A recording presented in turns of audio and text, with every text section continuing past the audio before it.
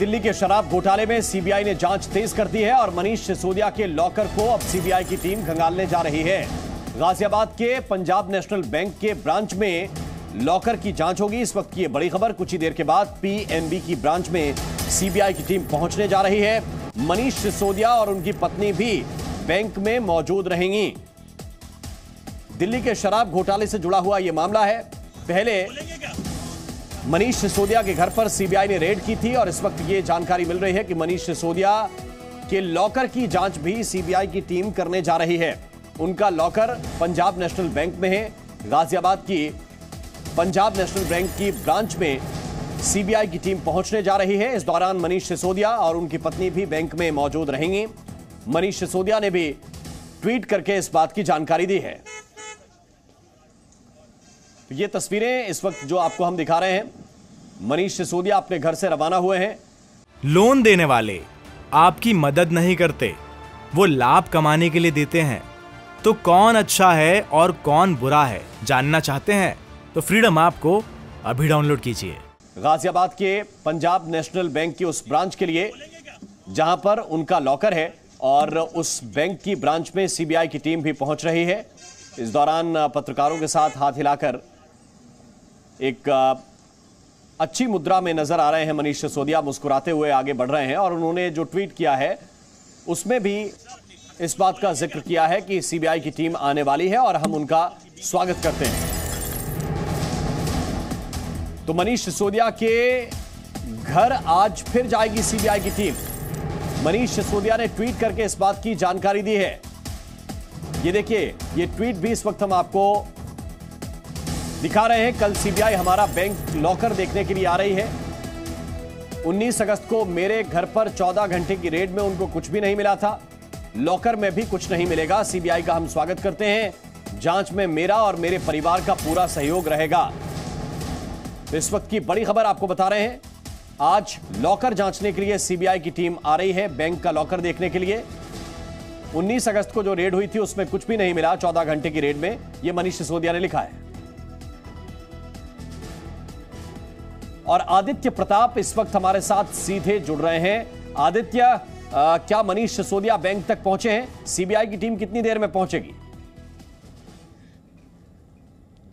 जी राम, इस समय हम लोग उनकी गाड़ी के ठीक पीछे चल रहे हैं। उनकी गाड़ी इस समय आप जो तस्वीरें चल रही हैं, ये जो गाड़ी DL 7CR0017 दिखाई दे रही है, इसके ठीक आगे मनीष सिसोदिया की गाड़ी चल रही है और कुछ ही देर में वो वसुंधरा के सेक्टर 4 स्थित पंजाब नेशनल बैंक में पहुंचेंगे। उनके साथ सुरक्षा रहती है वो हैं और उनके साथ शायद उनके सरकारी काम देखने वाले लोग भी हैं। कई कागज और फाइलें भी साथ में लेके जा रहे हैं। जब वो घर से निकले थे, आप देख सकते हैं सामने तस्वीर। इस समय ये गाड़ी यहीं पे ही फ्लाईओवर पे धीमी हुई है। ये गाड़ी ये ठीक तस्वीरों में देख सकते हैं और कहीं ना कहीं पत्नी के साथ पहुंचने की बात जो है वो उन्होंने ट्वीट करके जानकारी दी थी और जो हमें भी जानकारी मिली थी, पत्नी के साथ ही बैंक में पहुंचेंगे और वहां पर सीबीआई ने उनको 11 बजे पहुंचने का समय दिया था। बमुश्किल 5 से 7 मिनट और वो वहां पर बैंक के सामने होंगे। जी राम। तो बिल्कुल ये तस्वीर इस वक्त जो आपको दिखा रहे हैं, यही वो गाड़ी है जिसमें मनीष सिसोदिया सवार हैं और बैंक के लिए जा रहे हैं। बैंक में उनका लॉकर है। आदित्य, उन्होंने ट्वीट करके भी ये बताया है कि सीबीआई की टीम का हम एक बार फिर स्वागत करते हैं। जी बिल्कुल राम, जब से ये भाजपा ने आरोप लगाना शुरू किया है, कहीं ना कहीं सीबीआई का दखल जब से हुआ है, आम आदमी पार्टी बार बार अपनी कट्टर ईमानदारी को साबित करने के लिए बहुत बार कई मंचों का प्रयोग कर चुकी है, चाहे वो विधानसभा हो या प्रेस कॉन्फ्रेंसेज हो। उसके अलावा आज जो सीबीआई की कार्रवाई हो रही है, जो सीबीआई आज यहां पर लॉकर चेक करने जा रही है, कहीं ना कहीं फिर से वही, क्योंकि कुछ दिन पहले ही आम आदमी पार्टी ने प्रदर्शन करके कहा था कि सीबीआई को क्या मिला, 1 सप्ताह हो गए, अभी तक सीबीआई ने नहीं बताया कि उनको क्या मिला है।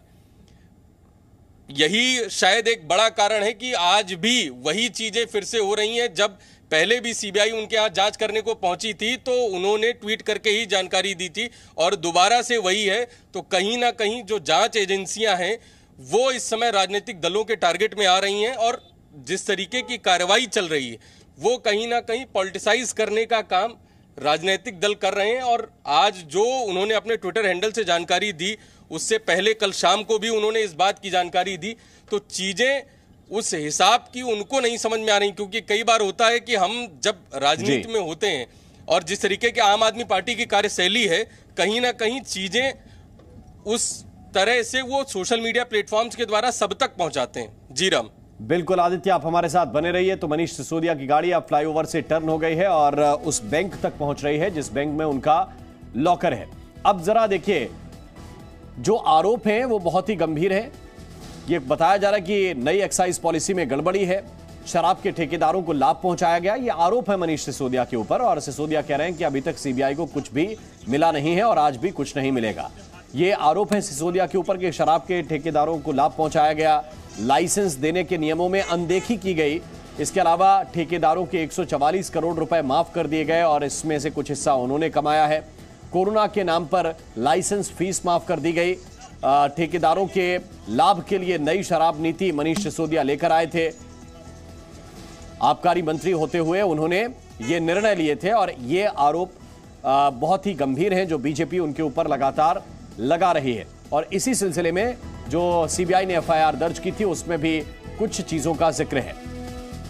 अब सीबीआई जिन बातों की जांच कर रही है वो यही है कि कैसे दाम घटाए गए बियर के, पुराने लाइसेंस धारकों को वक्त कैसे दिया गया, शराब नीति में बदलाव का क्या कारण था, लाइसेंस नियमों में क्या अनदेखी हुई है, ठेकेदारों के जो 144 करोड़ माफ हुए वो नियम के हिसाब से हुए कि नहीं हुए, लाइसेंस फीस कोरोना के नाम पर कैसे माफ हुई, नई शराब नीति से क्या ठेकेदारों को लाभ दिया गया। ऐसे कई सवाल हैं जिनकी जांच अब सीबीआई कर रही है। लोन देने वाले आपकी मदद नहीं करते, वो लाभ कमाने के लिए देते हैं। तो कौन अच्छा है और कौन बुरा है जानना चाहते हैं तो फ्रीडम ऐप को अभी डाउनलोड कीजिए।